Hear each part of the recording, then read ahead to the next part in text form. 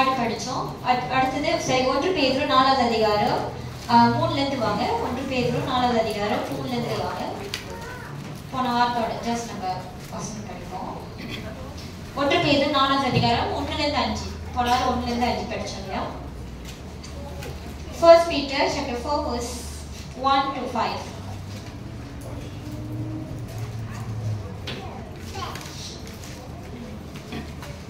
யார் நீங்க பைபிள் படிக்கிறா? சிசரீனா பைபிள் படிங்க. 1 பேதுரு 4வது அதிகாரம் 1ல இருந்து 5.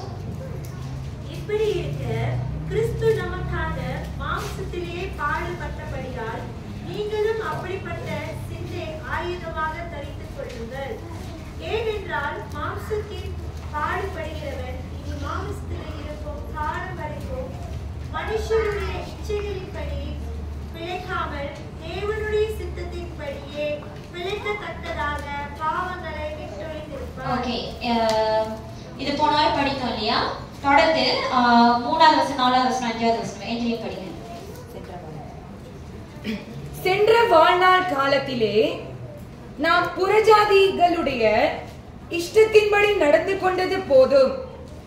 அப்பொழுது நாம் காம விகாரத்தையும் துர் இச்சைகளையும் நடப்பித்து மதுபானம் பண்ணி களியாட்டு செய்து வெறி கொண்டு அருவருப்பான விக்கிரக ஆராதனையை செய்து வந்தோம்.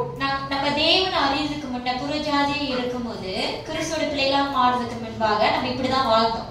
சரிங்களா? நம்ம இப்படிதான் வாழ்ந்தோம். தொடர்ந்து அந்த துன்மார்க்க உலையிலே அவர்களோட கூட நீங்கள் விழாமல் இருக்கிறதினாலே அவர்கள் ஆச்சரியப்பட்டு உங்களை தூஷிக்கிறார்கள். அப்படி இருந்த நம்ம இப்ப கிறிஸ்துக்குள்ள வந்தனால அந்த வாழ்க்கையை விட்டு நம்ம கிறிஸ்துக்குள்ளான ஒரு வாழ்க்கையை வாழ்ந்துகிட்டு இருக்கோம். ஆனா நீங்க வாழ்றத பார்த்து புற ஜாதிகள் அப்படின்னா உங்க சுத்திய தேவன் அறியாதவங்க பார்த்து என்ன பண்றாங்க? பொறாமப்பட்டு உங்களை தூஷிக்கிறாங்க. உயிரோடு இருக்கிறவர்களும் மரித்தோர்களுக்கும் நியாய தீர்ப்பு கொடுக்க ஆயத்தமாய் இருக்கிறவருக்கு அவர்கள் கணக்கு ஒப்புவிப்பார்கள். பாருங்க, உயிரோடு இருக்கிறவங்களுக்கும் மரித்தவர்களுக்கும் நம்மளுக்கு நியாய தீர்ப்பு உண்டு. அவங்க கண்டிப்பா தேவனுக்கு கணக்கு ஒப்புவிப்பாங்க. ஒருத்தவங்க யாராச்சும் உங்களை தூஷிக்கிறாங்களா, உங்களை நிந்திக்கிறாங்களா, உங்களை அவமானப்படுத்துறாங்களா, அதை எப்படி ஏற்றுக்கொள்ளணும்? வெட்கப்படாம கிறிஸ்து நிமித்தம் அதை ஏற்றுக்கொள்ளுங்க. ஏன்னா அவங்களுக்கு உங்களை குறிச்சு கிறிஸ்து என்ன, தேவனோட வார்த்தை என்ன சொல்லுது? பழி வாங்குவது நம்மளுடையங்களா? தேவனுடையது. ஆனாதான் கடைசி வாசனம் சொல்லுது, அப்படிப்பட்டவர்களை நீங்க எதுவுமே செய்ய வேண்டாம், அதை நீங்க ஏற்றுக்கொள்ளுங்க. அந்த தூஷிக்கிற வார்த்தையை கர்த்தருக்குள்ள சந்தோஷமாக அதை ஏற்றுக்கொள்ளுங்க. ஏன்னா கிறிஸ்து நிமித்தமாக உங்களை என்ன பண்றாங்க? தூஷிக்கிறாங்க, வெட்கப்படுத்துறாங்க, படும்படியாக உங்களை அந்த சூழ்நிலைக்கு உங்களை தள்ளுறாங்கன்னா அது கிறிஸ்து நிமித்தமாக ஏற்றுக்கொள்ளுங்க. நம்ம கிறிஸ்துவ நிமித்தம் பாடுபடும். அவருக்காக பாடுபடுறதுல நம்ம எந்த ஒரு காலத்துல நம்ம குறைஞ்சி போகிறது இல்லை. அவங்களுக்கு என்ன ஆகுதுன்னா, அதான் தேவனோட வார்த்தை சொல்லுது, நியாய தீர்ப்புன்னு ஒண்ணு உண்டு. மறுத்தாலும் சரி, மேபி மறுத்திருப்பாங்க, கிறிஸ்துவோட வருமானம் வராம இருந்துக்கலாம். ஆனா எப்படி இருந்தாலும் மறுத்தாலும் சரி, உயிரோடு இருந்தாலும் சரி, தேவனுக்கு அவங்க கணக்கு ஒப்பு வைக்க வேண்டியதா இருக்குது. யோவான் 15:18 வசனம்.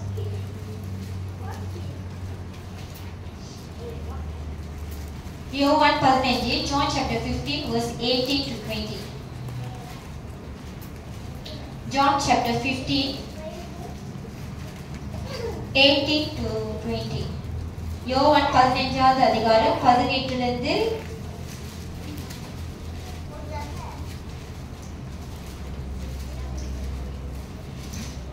20 படிங்க. யோவான் 15, 18 படிங்க. 18, 19 படிங்க. உலகம் உங்களை பகைத்தால் அது உங்களை பகைக்கிறதுக்கு முன்னே என்னை பகைத்தது என்று அறியுங்கள். பாருங்க, இயேசு கிறிஸ்து தன் சீஷர்களை பார்த்து சொல்றாரு, உலகம் உங்களை பகைத்தால் அது உங்களை பகைக்கிறதுக்கு முன்னே என்னை பகைத்தது என்று அறியுங்கள். நான் போன வாரம் உங்களுக்கு கற்றுக் கொடுத்தேன், உலகம் எதனால நம்மள பகைக்கிறது. ஏன்னா அவங்க வாழ்றது போல நம்ம வாழாதனால, அவங்களால ஏற்றுக்கொள்ளாத பட்சத்துல உலகம் நம்மள பகைக்கிறது. கிறிஸ்துக்கு வந்த பிறகு நம்மளோட வாழ்க்கை உலகத்துல வாழ்றது போல இருக்காது. கிறிஸ்து எதிர்பார்க்கிற, கிறிஸ்து கற்றுக் கொடுக்கிற விதமா தான் நம்ம வாழ்வோம். அது உலகத்துக்கு பிடிக்காத காரியம். ஏன்னா அவங்களோட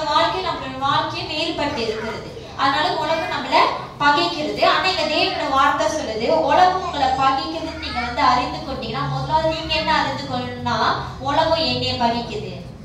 ஹல்லேலூயா ஹல்லேலூயா. உலகம் என்னை பகைக்குது. தொடர்ந்து படிங்க. நீங்கள் உலகத்தாராய் இருந்தால் உலகம் தன்னுடையதை சிநேகிக்கும். நீங்கள் உலகத்தாராய் இராதபடியினாலும் நான் உங்களை உலகத்திலிருந்து தெரிந்து கொண்டபடியினாலும் உலகம் உங்களை பகைக்கிறது. மீண்டுமாக இருந்தது ஊழியக்காரன் நீங்கள் உலகத்தாராய் இருந்தால் உலகம் தன்னுடையதை சிநேகித்திருக்கும். பாருங்க, இதுவும் நீங்க வந்து உலகத்தாரா இருந்தீங்கன்னா, உலகத்தார்னா என்ன புரியுது உங்களுக்கு? நீங்க வந்து உலகத்துக்குரியவர்களாக இருந்தீங்கன்னா உலகம் என்ன கற்றுக் கொடுக்குதோ, உலகம் எப்படி நீங்க வாழணும்னு அது நினைக்குதோ அதன் பிரகாரமாக தான் நீங்க வாழ்வீங்க, அதன் பிரகாரமாக தான் நீங்க வந்து இருப்பீங்க. அப்ப உலகம் கற்றுக் கொடுக்கறத நீங்க சிநேகிக்கிறீங்க. கரெக்ட்டுங்களா? நீங்க உலகத்தை சிநேகிக்கும் போது உலகம் திருப்பி உங்களை சிநேகிக்கும். உலகம் உங்களை சிநேகிச்சு, உலகம் உங்களை நேசிக்குது, உலகம் உங்களை சிநேகிக்குதுன்னா நீங்க யாருடையவர்கள்? உலகத்து உடையவர்கள். அதான் அந்த வார்த்தை சொல்ல, நீங்க உலகத்தாரா இருந்தா உலகம் தன்னுடையதை சிநேகிக்கும். நீங்க உலகத்துக்குரியவர்களா இருந்தா உலகம் உங்களை சிநேகிக்கும். ஹல்லேலூயா. ஆனா இன்னைக்கு உலகம் உங்களை சிநேகிக்கலனா நீங்கள் உலகத்தாராய் இராதபடியினாலும் நான் உங்களை உலகத்திலிருந்து தெரிந்து கொண்டபடியினாலும் உலகம் உங்களை பகைக்கிறது. நீங்கள் உலகத்தாரா இராதபடினால். ஆனா நான் சொன்ன பாருங்க, நீங்க வந்து உலகத்தை நீங்க சிநேகிக்கிறவர்களா இருந்தீங்கன்னா உலகம் கற்றுக் கொடுக்கறதும் உலகம் உங்களை காண்பிக்கிறது தான் நீங்க வந்து சிநேகிப்பீங்க. அதுதான் செய்ய ஆசைப்படுவீங்க, அப்படிதான் இருக்கணும்னு நீங்க ஆசைப்படுவீங்க. அப்ப நீங்க உலகத்தை நீங்க சிநேகித்து அதன் பிரகாரமா நீங்க வாழும்போது உலகமும் உங்களை சிநேகிக்கும். உங்களுக்கு வந்து அதை எதிர்த்து ஏதாச்சும் செய்வீங்களா? செய்யாது, செய்யவே செய்யாது. ஆனா நீங்க உலகத்தாரா இல்லாத பட்சத்துல நான் உங்களை உலகத்திலிருந்து தெரிந்து கொண்டபடி, அப்படின்னா நம்ம வந்து உலகத்தை சிநேகிக்கிறவர்களாக இல்ல. அப்படின்னா அதோட அர்த்தம்னா தேவன் நம்மளை உலகத்திலிருந்து தெரிந்து கொண்டார், அழைத்து தெரிந்து கொண்டார். யாரையுமா தேவன் அழைக்கலாம். ஹல்லேலூயா ஹல்லேலூயா ஹல்லேலூயா. ஆனா தேவன் அழைக்க மட்டும் இல்ல, உங்களை தெரிந்து கொண்டபடினால் உலகம் உங்களை பகைக்கிறது. ஹல்லேலூயா ஹல்லேலூயா. இன்னைக்கு நீங்க நானும் விலகி கொள்ளணும். ஏன்? இப்போ ஒருத்தவங்க உங்களை பகைத்த அடுத்து நீங்க சந்தோஷமா இருப்பீங்களா? சொல்லுங்க. உங்க வாழ்க்கை நிம்மதியா இருக்குமா? இல்ல சமாதானத்துக்குள்ள கடந்து போவீங்க? இல்ல, ஒருத்தவங்க நம்மளுக்கு எதிராக எழுப்பி நிக்கிறாங்க, நம்மளுக்கு ஒரு எதிரி உண்டு, நம்மளுக்கு விரோதமாக அநேக தீமையை நம்ம அனுபவிக்கும்படி அநேக காரியத்தை நம்மளுக்கு எழுப்புறாங்கன்னா நம்மளோட வாழ்க்கை எப்படி இருக்கும்? ஒரு போராட்டக்குள்ள இருக்கும் இல்லைங்களா? அதனாலதான் இப்ப நீங்க ஏன் ஒரு போராட்டக்குள்ள கிறிஸ்துக்குள்ள இருந்து நீங்க ஏன் ஒண்ணும் போராட்டம், பாடு, கஷ்டம், துன்பம், வேதனை அனைத்தையும் நீங்க வந்து கடந்து போறீங்கன்னா உலகம் உங்களை பகைக்குது. நீங்க உலகத்துக்குரியவர்கள் அல்ல. தேவன் உங்களை உலகத்திலிருந்து விசேஷமாக உங்களை தெரிந்து கொண்டிருக்கிறதுனால. ஹல்லேலூயா. அதனால உலகம் உங்களை பகைத்து கொண்டேதான் இருக்கும். யாருமே எதிர்பார்க்கறாதீங்க இந்த உலகத்துல நான் சமாதானமா வாழணும், இந்த உலகத்துல நான் வந்து நிம்மதியா வாழ முடியும். அந்த பாடுகள் மத்தியில தான் நீங்க வாழ முடியும். ஹல்லேலூயா ஹல்லேலூயா ஹல்லேலூயா ஹல்லேலூயா. நீங்க அதை கடந்து போய் தான் எனக்கு கிறிஸ்துவே சொல்றாரு. என்ன சொல்றாருன்னா, அந்த வசனம், உலகம் உங்களை பகைத்தால் அது உங்களை பகைக்கிறதற்கு முன்னே என்னை பகைத்தது என்று அறியுங்கள். இயேசு கிறிஸ்துவ நம்ம படுகிற நம்ம கடந்து போகிற வாழ்க்கையை தான் அவரும் கடந்து போனாரு. ஹல்லேலூயா. ஏன் பரிசேயர்கள் வந்து இயேசுக்கு விரோதமாக எழுதினாங்க? ஞாபகம் இருக்குங்களா? என்ன சொல்லுங்க. நிறைய பேர் பைபிள் படிச்சிருக்கீங்களா? எதுல அவங்க வந்து குற்றப்படுத்திக் கொண்டே இருந்தாங்க? நான் தேவகுமார்னு சொன்னனால பகைத்தாங்க. வேற என்ன கட்டளை? ஓய்வு நாள்ல கிறிஸ்து சுகப்படுத்தினதுனால, அப்படின்னா அவர் வந்து அற்புதம் செய்தனால பகைத்தாங்க. வேற ஜனங்க அவர் சைட், அப்படின்னா அவரோட ஃபாலோவர்ஸ் இன்னும் அதிகமா ஆகுறாங்கன்னு சொல்லி பகைத்தார்கள். வேற செய்த அற்புதங்கள், அடையாளங்கள், சரி, சொல்லியாச்சு. வேற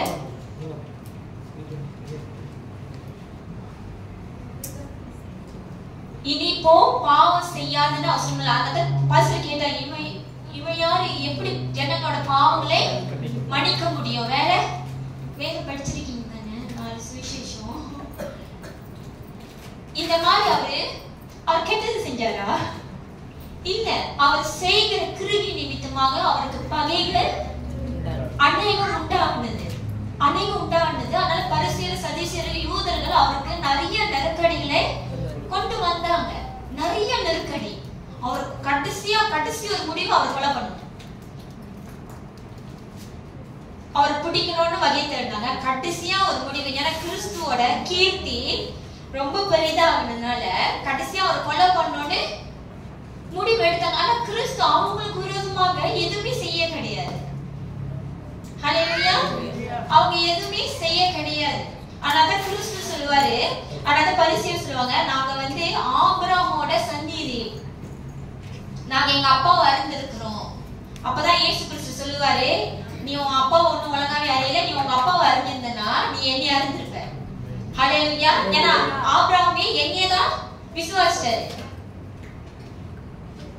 ஹல்லேலூயா. அவர் அப்பதான் சொல்லுவாரு, ஆபிரகாமே என்னையதான் விசுவாசி, நீ அந்த தகவலை அறிந்து கொண்டேன்னு சொல்றது அது உண்மை கிடையாது. நாங்க மோசையோட கற்பனையில நாங்க கை கொள்றோம் நீங்க சொல்றீங்க. ஆனா மோசையோட கற்பனை கொலை செய்யாம இருப்பாயாக தானே நீங்க என்னை கொலை செய்ய வகை தேடுறீங்கன்னு இயேசு கிறிஸ்து மீண்டுமாக சொன்னாரு. ஹல்லேலூயா. ஹல்லேலூயா.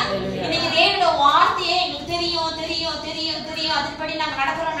ஆனா இயேசு கிறிஸ்து இல்லன்னு சொல்லி அவர் நிறைய உதாரணத்தை எடுத்துக்கொண்டே வைத்தாரு. ஆமென். ஹல்லேலூயா. ஹல்லேலூயா. இன்னைக்கு அதான் பாஸ்டர் இப்போ சொல்லுவார்ல, நம்மளோட சத்துரு யாரு? வீட்டாரி. நம்மளோட சத்துரு வீட்டாரி. ஆமென். நம்மளோட சத்துரு நம்மளோட வீட்டாரி. அதை எப்பொழுதும் நீங்க விலகிக் கொண்டோம். சோ நீங்க உலகத்தாராய் இருந்தால் உலகம் தன்னுடையதை செவித்திருக்கும். நீங்கள் உலகத்தாராய் இராதபடியினாலும் நான் உங்களை உலகத்திலிருந்து தெரிந்து கொண்டபடியினாலும் உலகம் உங்களை பகைக்கிறது.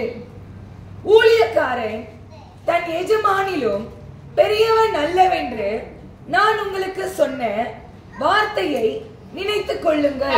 எப்பொழுதும் சீஷன் இருக்காரு இல்லையா, சீஷன் எப்பொழுதும் நம்ம தாழ்மையாக இருக்க கற்றுக்கொள்ளணும். நம்மளுக்கு ஒரு எஜமான் இருக்காரு, அந்த எஜமானுக்கு நம்ம நிறைய கத்திருப்போம். வாழ்க்கைனா இப்படிதான் இருக்கும், இவரு நம்மளுக்கு ஒரு உதாரணத்தை வைத்து போயிருக்கிறாரு. சோ அதனால நம்மளால இது மேற்கொள்ள முடியும். ஏன்னா ஒரு எக்ஸாம்பிள் நம்ம பார்த்துட்டோம். சோ இது இப்படிதான் கடந்து போகணும்னு நினைப்போம். இன்னைக்கு கிறிஸ்துவ தான் சொல்றாரு, ஊழியக்காரன் தன் எஜமானிலும் பெரியவன் என்று நான் உங்களுக்கு சொல்ல வார்த்தை நினைத்துக் கொள்ளுங்க. நான் தேடினவன், எனக்கு எல்லாமே தெரியும், என்னால இது சுலபமா கடந்து போக முடியும்னு எண்ணாதீங்க. கிறிஸ்து எனக்காக ஜெயம் கொண்டாரு, இதுக்கு மேல எனக்கு பாடு இல்ல, துன்பம் இல்ல, போராட்டம் இல்லன்னு நினைக்காதீங்க. ஹல்லேலூயா. ஹல்லேலூயா.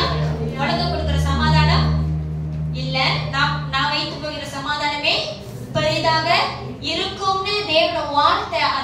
அந்த சமாதானம் எப்ப தெரியும்? அந்த பிரச்சனை மத்தியிலயோ நீங்க சமாதானத்தை அடைந்து கடந்து போறீங்க பாருங்க, அந்த சமாதானத்தை தேவன். அது எவ்வளவு பெரிய விஷயம் தெரியும். ஒரு பிரச்சனை மத்தியில எப்படி நம்மளால சமாதானமா இருக்க முடியும்? இருக்க முடியுங்களா? தேவனோட வார்த்தை அங்கதான் சொல்லுது. நம்ம எப்போதும் பிரச்சனை உலகத்துல இருந்து நம்மளுக்கு வருகிறது. ஆனாதான் தேவன் வார்த்தை உலகம் கொடுக்கிற சமாதானம் கிடையாது. நம்ம பிரச்சனைன்னு வந்தா உலகத்துல இருந்து சமாதானத்தை எதிர்பார்க்கணும். பிரச்சனை மத்தியில தேவனோட சமாதானத்தை எதிர்பாருங்க. அந்த பிரச்சனை மத்தியில நீங்க சமாதானமாக நீங்க கடந்து போறீங்க. ஹல்லேலூயா. ஒரு பக்கத்துல இருக்காது, ஒரு பிரச்சனை வந்தாலே ஒரு டான்ஸ் போடுவோம் பாருங்க.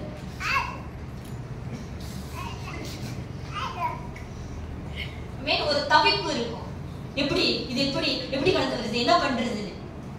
ஆனா தேவனோட சமாதானம் வந்துச்சுன்னா நீங்க அந்த சமாதானத்தோட கடந்து போக உங்களுக்கு தேவன் பலத்தையும் கொடுப்பார். ஹல்லேலூயா. திருப்பி படிங்க.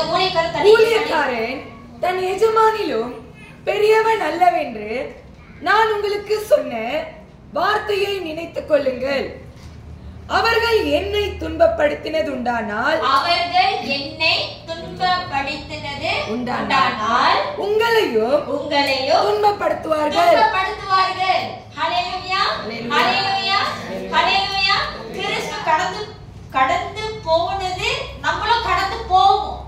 கிறிஸ்து கடந்து போனது காட்டிலும் நம்ம இன்னும் அதிகமாக கடந்து போவோம். ஹல்லேலூயா. ஏன் அப்படி சொல்றேன்னா, கிறிஸ்து தான் சொன்னாரு, என்னை காட்டிலும் நீங்க பெரிய காரியங்கள் செய்வீங்கன்னா, அப்ப அவர் காட்டிலும் நம்மளும் பெரிய துன்பத்தை அனுபவிப்போம். நல்லது மட்டும் எடுத்துக்கொள்ள நம்ம ரெடியா இருக்கோம். எவ்வளவு பெரிய துன்பமும் கஷ்டமும் வந்தாலும் நம்ம கிறிஸ்துவோட பிள்ளைங்க நம்மளால ஜெயம் கொள்ள முடியும். அந்த விசுவாசம், அந்த நம்பிக்கையோட கடந்து போங்க. ஹல்லேலூயா, ஹல்லேலூயா. ஆனா நீங்க சமாதானத்தை பெற்றவர்களாக இருக்கணும். ஆமென். நீங்க பெறாதவர்களாக இருந்தீங்கன்னா சமாதானத்தை எங்க போய் தேடிட்டு இருப்பீங்கன்னா, எங்க வந்துச்சு அங்கேதான் போய் தேடுவீங்க. பிரச்சனையே தேவனிடமிருந்து வராது. அது எப்பொழுதும் நீங்க விலகிக்கணும். தேவனிடமிருந்து பிரச்சனை கண்டிப்பா வராது. ஆனா நம்ம பிரச்சனைக்கு சமாதானத்தை எங்க போய் தேடுவோம், எங்க வந்துச்சோ அங்கே போய் தேடி கொண்டு இருக்கோம். ஆனா தேவன் சொல்றவே, நான் கொடுக்கிற சமாதானமே பெரிதா இருக்கும். அந்த வார்த்தையில இருக்கிற ரகசியத்தை அறிந்து கொள்ளுங்க. அந்த வார்த்தையில இருக்கிற உண்மையை புரிந்து கொள்ளுங்க. ஹல்லேலூயா, ஹல்லேலூயா, ஹல்லேலூயா, ஹல்லேலூயா, ஹல்லேலூயா. தொடர்ந்து படிங்க. அவர்கள் என் வசனத்தை அவர்கள் என்னை துன்பப்படுத்தினது உண்டானால் உங்களையும் துன்பப்படுத்துவார்கள். அவர்கள் என் வசனத்தை கை கொண்டதுண்டானால் உங்கள் வசனத்தையும் கை கொள்ளுவார்கள். அவர்கள் என்னை துன்பப்படுத்தினது உண்மைனா உங்களையும் துன்பப்படுத்துவாங்க. அவங்க என்னோட வசனத்தை ஏற்றுக்கொள்வர்களா இருந்தாங்கன்னா உங்க வசனத்தையும் ஏற்றுக்கொள்வாங்க. ஆனா அவங்க என்னோட வசனத்தை ஏற்றுக்கொள்ளாத பட்சத்துல நீங்க பேசுறது அவங்க ஏற்றுக்கொள்வாங்கன்னு எதிர்பார்க்காதீங்க. விளங்குதுங்களா? விளங்குதுங்களா? நீங்க பேசுறது அவங்க கேட்பாங்கன்னு நீங்க எதிர்பார்க்காதீங்க. சில பேருக்கு அவ்வளவு திறமை, அவ்வளவு நம்பிக்கை, நான் பேசினா கேட்பாங்க. ஹல்லேலூயா. நான் பேசினா கேட்பாருங்கன்னு அவ்வளவு நம்பிக்கை. தேவனோட வார்த்தை பலத்துல இருந்து உத்தரவு வரலன்னா உன்னால என்னைய விடுவிக்க முடியாது. அப்புறம் போன வாரம் கூட பாஸ்டர் பிரசன்னத்துல ஒரு வார்த்தை சொன்னாரு, பிதா என்கிட்ட அனுப்புனது அது என்கிட்ட தான் வந்து சேரும். ஹல்லேலூயா, ஹல்லேலூயா. நீங்க பேசிதான் அந்த பர்சன் விடுதலைனா தேவ சித்தமா இருந்தா விடுதலை ஆகும். பேதுரு பேசி முதல் பிரசங்க எத்தனை பேர் ரட்சிக்கப்பட்டாங்க? 3000. ரெண்டாவது பிரசங்க கேட்டு 5000. பாலோட பிரசங்கம் கேட்டு எத்தனை பேர் விடுதலை ஆகும்? ஸ்டேவான் பேசி எத்தனை பேர் ரட்சிக்கப்பட்டாங்க? தேவனோட சித்தம் பேதுரு பிரசங்கம் பண்ணி தான் 3000 பேர் ரட்சிக்கப்படணும்னா அதுதான் தேவனோட சித்தம். ஹல்லேலூயா. ஸ்டேவான் பேசின முதல் பிரசங்கத்துல எல்லாரும் அவனை கல்ல எடுத்து அடிச்சு சாகடிச்சாங்க. அதுதான் தேவனோட சித்தம்னா அதுதான் தேவனோட சித்தம். ஹல்லேலூயா, ஹல்லேலூயா. தேவனோட சித்தத்தை நம்ம மாற்ற முடியாது. நம்ம தான் எல்லா சூழ்நிலையும் தாழ்மையோட கடந்து போகிறவர்களாக இருக்கணும். அதான் தேவனோட வார்த்தை சொல்லுது, நீங்கள் ஊழியக்காரர் தன் எஜமானிலும் பெரியவன் அல்ல என்று நான் உங்களுக்கு சொன்ன வார்த்தை நினைத்துக் கொள்ளுங்கள். ஹல்லேலூயா, ஹல்லேலூயா. இது எப்பொழுதும் நினைத்துக் கொள்ளுங்க. நம்ம கிறிஸ்துவோட பின்பற்றுவங்களா இருக்கிறதுனால கிறிஸ்துக்கு அந்த பாடு போல நம்மளுக்கும் வரும். கிறிஸ்துவோட இயேசு கிறிஸ்து வந்து ஒரு இடத்துல பிரசங்கம் பண்ணிட்டு இருக்கும் போது அங்கிருந்து வந்து சொல்றாங்க, உங்களுடைய தாயாரும் உங்களுடைய சகோதரரும் உங்களை பார்க்க வந்திருக்காங்க. இயேசு கிறிஸ்து அதுக்கு என்ன சொன்னாரு? என் வார்த்தைகளை கேட்கிறவங்க தான் என்னோட தாயும் என்னோட சகோதரனும் தெய்வம் சொன்னாரு. ஹல்லேலூயா, ஹல்லேலூயா, ஹல்லேலூயா. இன்னைக்கு நம்ம அப்படி சொல்ல முடியுமா? இப்ப கணவர் பிரசங்கம் பண்ணிட்டு இருக்காங்க, மணி வந்தாங்க, மணி கூப்பிடுறாங்க, என் வார்த்தை கேட்க சொல்ல முடியுங்களா? நீங்களே சொல்லுங்க. தேவன் அப்பயும் தேவனோட சித்தத்தின் மேலதான் முதல் இடத்தை கொடுத்திருக்காரு. என்னோட சேர்ந்து யோவான் 7 இல்ல பரவாயில்ல மெத்திய 10க்கு போங்க. அதுக்கப்புறம் நான் அந்த கதைக்கு வரேன்.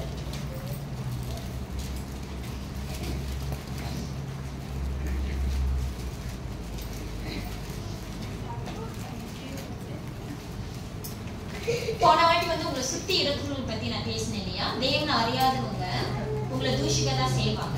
ஏன்னா நீங்க வந்து என்னத்தை வெளிப்படுத்துறீங்க?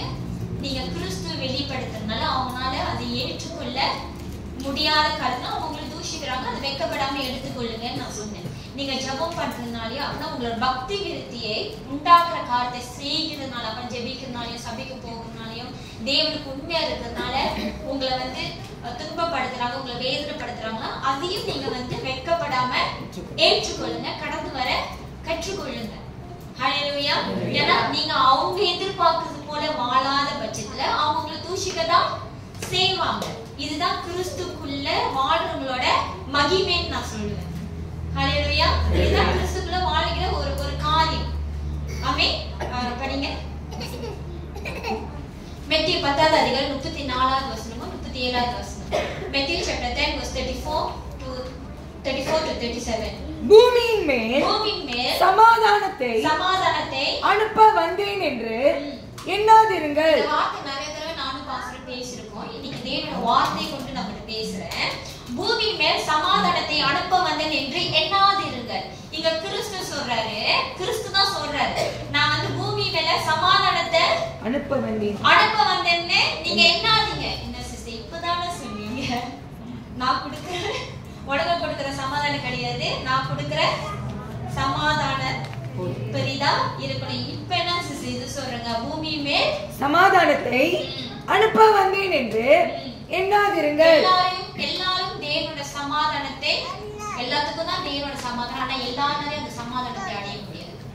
ஹல்லேலூயா. எல்லாராலையும் அந்த சமாதானத்தை அடைய முடியாது. அதான் எதுக்குமே நான் வந்து லீடர்ஸ் மீட்டிங் இந்த வார்த்தை சொல்லியிருந்தேன், சமாதானத்தை உண்டு பண்ணியவர்கள் பாக்கியவான். அது மட்டும் இல்லாம தேவனுடைய புத்திரர் என்று எண்ணுவாருங்க. தேவனுடைய புத்திரர்னா நீங்க அதுக்கு ஏற்றபடி தேவனுடைய பிள்ளையா மாறணும். ஹல்லேலூயா. ஹல்லேலூயா. அவங்களால மட்டும்தான் சமாதானத்தை உண்டு பண்ணுவர்களாக இருக்க முடியும். ஆமென்.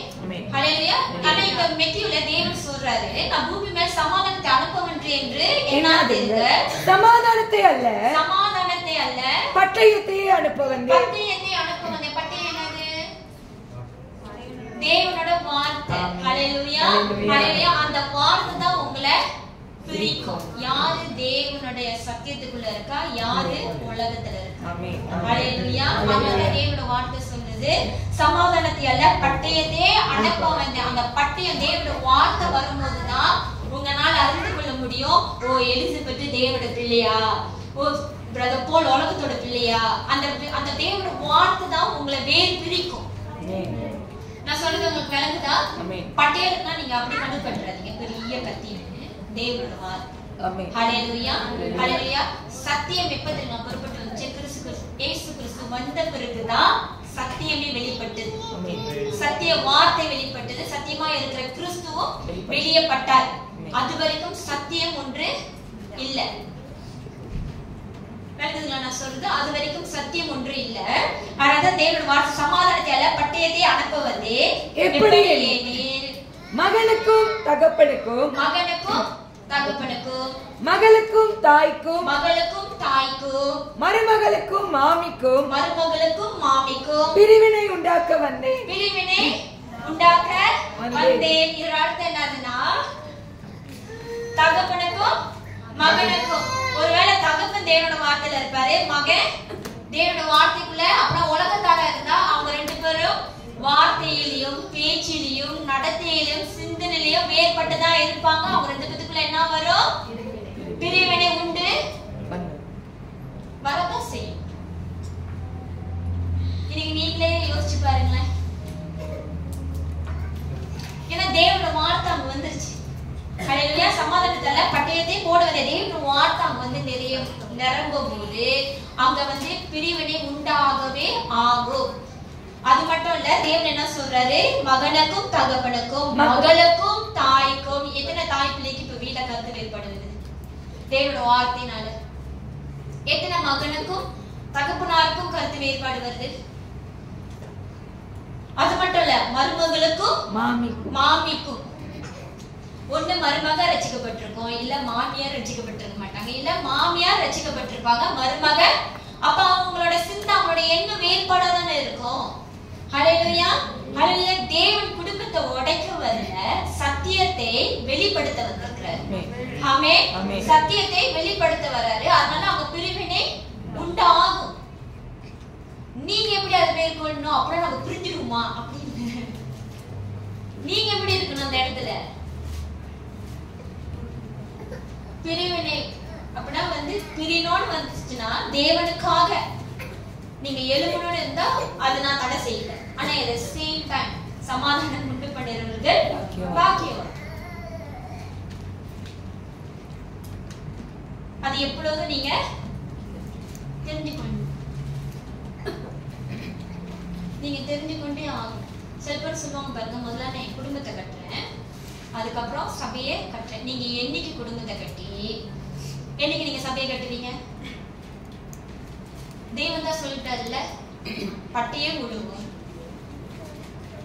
கண்டிப்பா வீட்ல ஒன்னாச்சும் மாமிசத்துக்குள்ள இருக்கும், இல்ல உலகத்துக்குள்ள இருக்கும். நீங்க அதை எப்ப திருத்தி மன திரும்ப வச்சு தேவனை ஏற்றுக்கொள்ள வைத்து நீங்க எப்ப சபையை கட்டுவீங்க? நம்ம தேவன வார்த்தையை தவறாகவே நம்ம புரிஞ்சு கொண்டு இருக்கோம். நம்ம சீக்கிரமா ஜட்ஜ் பண்ணிடுவோம். ஓ, அப்பா கிறிஸ்துவங்க, அப்பா மூப்பரா இருக்கிறாரு, ஆனா பிள்ளை பாருங்க சொந்த குடும்பத்தையே தேவனுக்குள்ள ஒழுங்கா வழி நடத்த முடியல, ஆனா மற்றவங்களுக்கு உபதேசம் பண்ண வந்துட்டாங்க. அதுதான் சொல்லுவாங்க. நீங்களே சொல்லுங்க, உங்க குடும்பத்துல உள்ளவங்க நீங்க சொன்னா கேட்பாங்களா? ஆனா வெளியே இருந்து மூணாவது ஆளு சொன்னாங்கன்னா சொல்லுங்க சரி, இதேதான் அவ்வளவு நேரம் அவங்க சொல்லியிருப்பாங்க. விளங்குதுங்களா? இதேதான் அவ்வளவு நேரம் குடும்பத்துல உள்ளவங்க சொல்லியிருப்பாங்க. அங்க அன்பு போல இல்ல, மூணாவது சொல்லும் போது அப்ப உங்களுக்கே கஷ்டமா இருக்குதுன்னு. உங்க குடும்பத்தில் உள்ளவங்களே நீங்களே கண்டிச்சு தேவனோட வார்த்தைகளை வழிநடத்த கஷ்டமா இருக்குதுன்னு. அப்ப எப்படி நீங்க அப்படி எதிர்பார்க்கலாம்? இதெல்லாம் நம்ம செஞ்சுட்டு தான் வந்துடும். கரெக்டுங்களா? எந்த ஒரு தாய் தகப்பனும் தன்னோட பிள்ளைகளையும் இல்ல தன்னோட குடும்பத்தார்களும் உலகத்தின் பிரகாரமாக அப்ப கிறிஸ்துக்குள்ள இருக்கிறவங்க உலகத்தை பிரகாரமாக வாழும்படியாக விரும்ப மாட்டாங்க. கண்டிப்பா விரும்பவே மாட்டாங்க. ஆனா ஒரு சிலர் தேவனுக்கு ஒப்பு கொடுக்கறது விட்டுட்டு உலகத்துக்கு ஒப்பு கொடுத்து போயிட்டாங்கன்னா அந்த தவறு எப்படி எல்லாமே அவங்க மேல சாரும். ஆனா உங்களுக்கு கடமைகள் இருக்கு. என்ன கடமைனா அந்த பிள்ளையை தேவனோட வார்த்தையில போதித்து மன திரும்ப செய்ய வேண்டிய கட்டாயம் உங்களுக்குள்ள இருந்துகிட்டே இருக்கு. ஏன்னா அந்த பிள்ளை அந்த குடும்பத்துல இருக்குன்னா அது உங்களோட பொறுப்பு. உங்களால மாற்ற முடியும், உங்களால தேவனோட வார்த்தை போதிக்க முடியும்னால தான் தேவன் அங்க வைத்திருக்கிறாரு. ஹல்லேலூயா, ஹல்லேலூயா. அது நீங்க எப்பொழுதும் விளங்கிக் கொள்ளணும். தேவனோட வார்த்தை நீங்க தவறாகவே என்னாதீங்க, ஏற்றுக்கொள்ளாதீங்க. அது வேற மாதிரி ஆயிடும். ஹல்லேலூயா. தொடர்ந்து பாருங்க. ஒரு மனுஷனுக்கு சத்துருக்கள் அவன் வீட்டாரே. ஒரு மனுஷனுக்கு சத்துருக்கள் அவன் வீட்டாரே. ஹல்லேலூயா. இன்னைக்கு நீங்க எழும்பாத படிக்கும் உங்களுக்கு உருவாக்குற சத்துரு உங்க வீட்டாரே. ஆமென், ஆமென். இன்னைக்கு தேவன் சார் இது வார்த்தையில இருக்கு. ஆனா நம்ம தான் விளங்கிக் கொள்ளாம இன்னும் வீட்டாரோட நம்ம போராடிக்கிட்டு இருக்கோம். தேவ வார்த்தை தான் சொல்லிருச்சேன், நம்மளோட சத்துரு நம்மோட வீட்டாரு. அதை ஏற்றுக்கொண்டு கடந்து போங்க,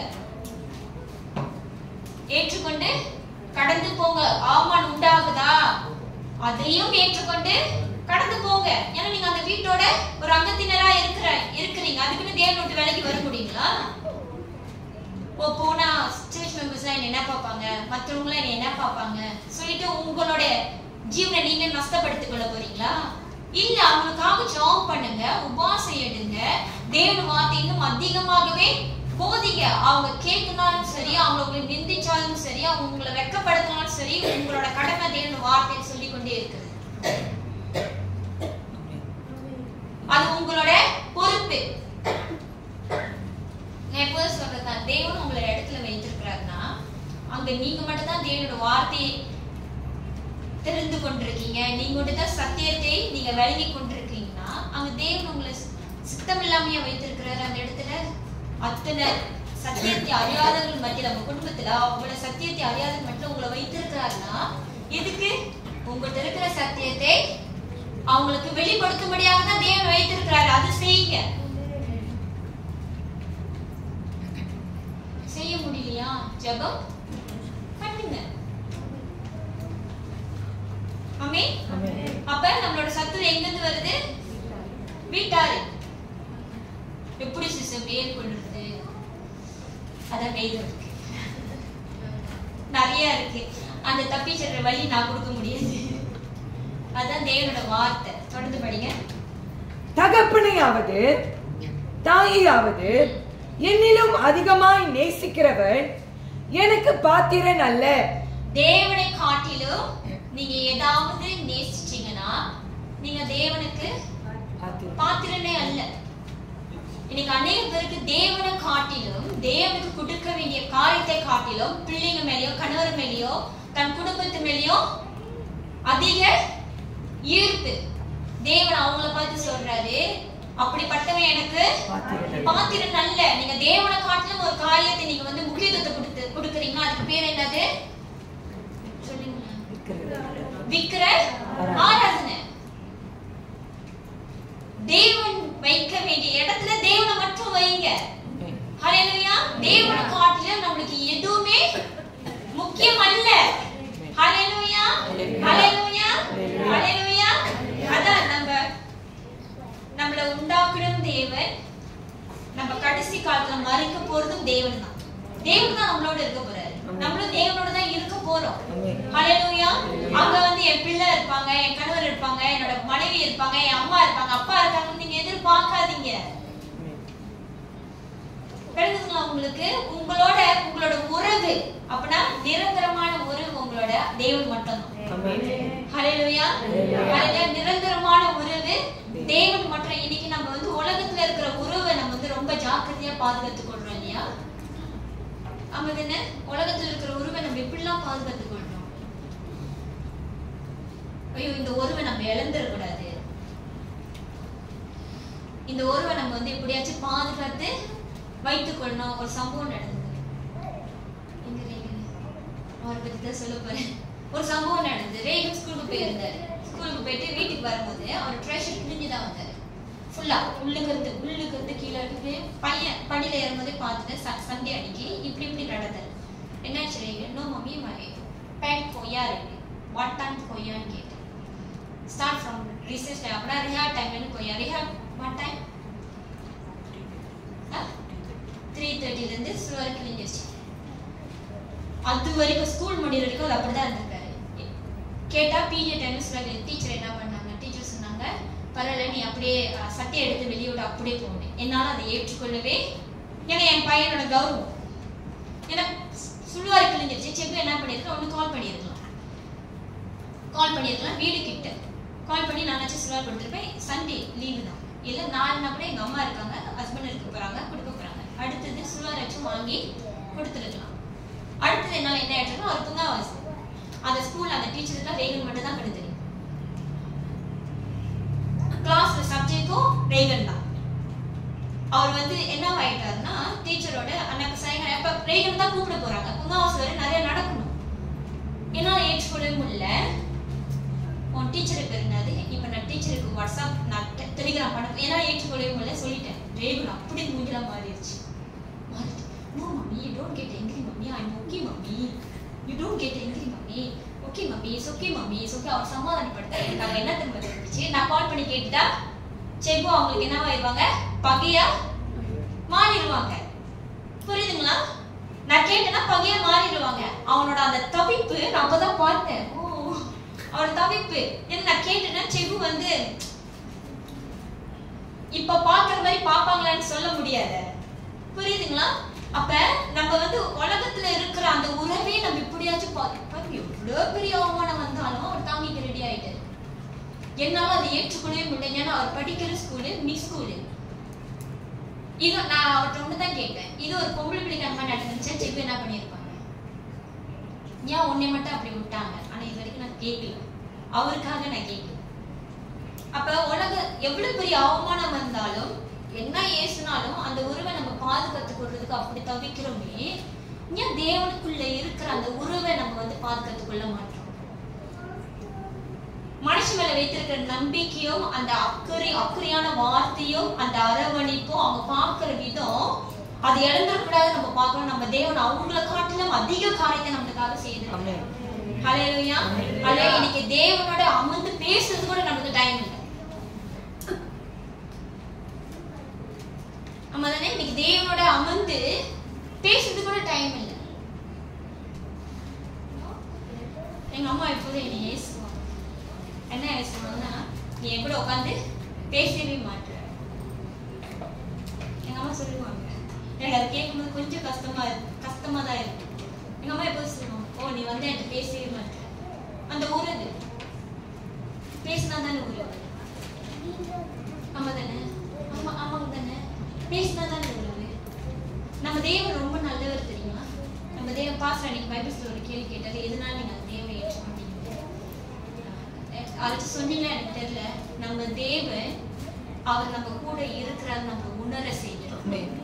எந்த ஒரு தேவன் நம்மளுக்கு அந்த உணர்வு கொடுத்ததே கிடையாது. நான் உன்னோட இருக்கிறேன்னு அந்த அவர் வாய்க்கு வந்து நம்மளுக்கு சொல்லல. தேவனு வாய்க்கு வந்து சொல்ல நான் உன்னோட இருக்கிறேன்னு, ஆனா அவர் நம்ம பக்கத்துல இருக்கிறாருன்னு அந்த உணர்வு தேவன் நம்மளுக்கு கொடுத்திருக்கிறார். ஹல்லேலூயா. ஏதாச்சும் தேவன் நம்மளுக்கு கொடுத்தாங்களா? எத்தனை விக்கிரத்தை நம்ம ஆராதிச்சிருப்போம், எத்தனை பேர்த்த நம்ம சுத்தி வந்திருப்போம். அவங்க கேட்காதுன்னா மூட நம்பிக்கை நம்மளே செஞ்சோம். அரைச்சு கற்றுக் கொடுத்தாங்களா?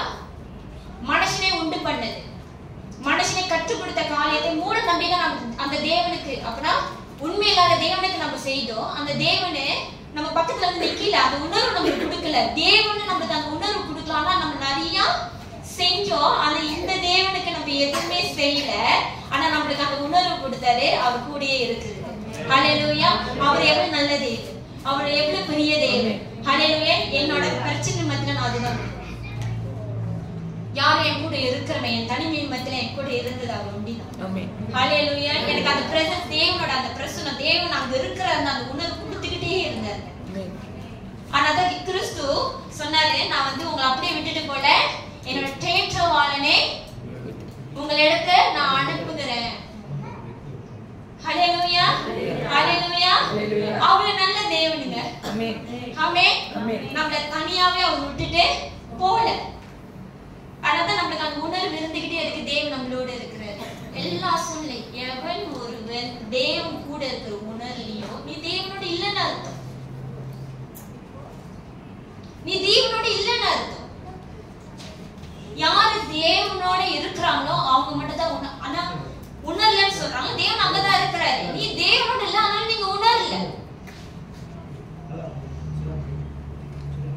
இன்னைக்கு நம்ம தேவன் நம்மளோட இருக்கிற உணர்வுனால தான் நம்ம எல்லாத்தையும் தைரியமா கடந்து போறோம். ஹல்லேலூயா. இல்லைன்னா நீங்க சொல்லுங்களேன், உங்களுக்கு எங்க இருந்து அந்த பலன் கிடைக்குது? எங்க இருந்து உங்களுக்கு அந்த விசுவாசம் கிடைக்குது? எங்க இருந்து உங்களுக்கு அந்த நம்பிக்கை கிடைக்குது? நீங்க உணர்வீங்க தானே தேவன் என்னோட இருக்கிறாரு. நீங்க பாத்தீங்க அந்த தேவன் உங்க பக்கத்துல இருக்கிறது.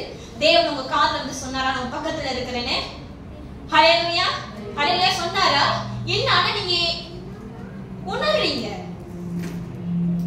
ஆனா எல்லா போராட்டத்தையும் எல்லா பிரச்சனையும் நம்ம தைரியமா கடந்து போறோம்.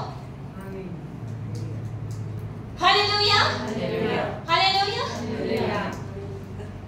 மோசே என்ன நம்பிக்கையில அந்த வட்டந்தரை அந்த ரெட் சீல கடந்து போயிருப்பாரு? நீங்க சொல்லுங்க, என்ன நம்பிக்கையில கடந்து போயிருப்பாரு? தேவன் கூட இருக்கிறார். விசுவாசிக்கிறீங்களா? நானும் அது 100% விசுவாசிக்கிறேன். ஏன்னா அவர் தேவனோட சத்தத்தை கேட்கறதுனால அவர் விசுவாசிக்கிறாரு, தேவன் கூடயே இருக்கிறாரு. இப்ப இஸ்ரேல் ஜனங்க என்ன நம்பிக்கையில அந்த இதை கடந்து போயிருப்பாங்க?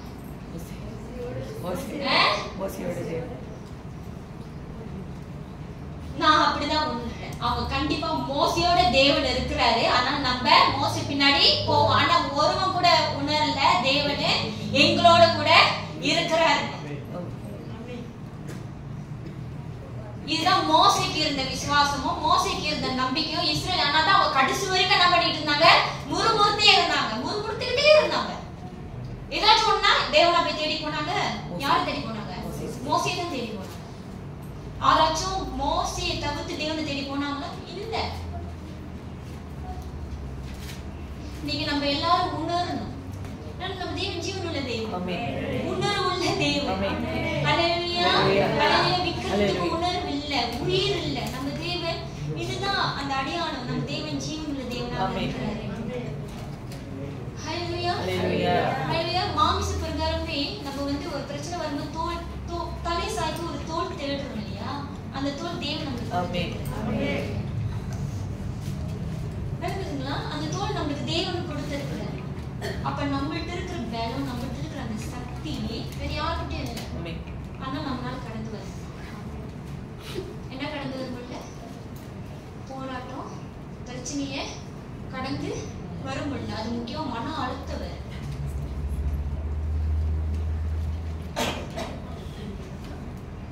சில பேருக்கு மன அழுத்தம் வந்துச்சா பைத்தியமா மாறிடுறாங்க.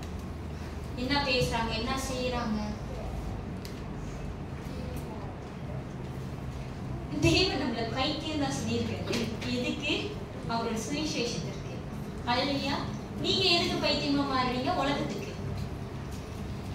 உலக காரியத்துக்கு நம்ம பைத்தியமா மாறுறோம். எனக்கு ஆச்சரியமா இருக்கு, இதுனே இப்படி பேசி இதுதான் இப்படி செய்யுது, ஏன்னா பைத்தியமா மாறியாச்சு.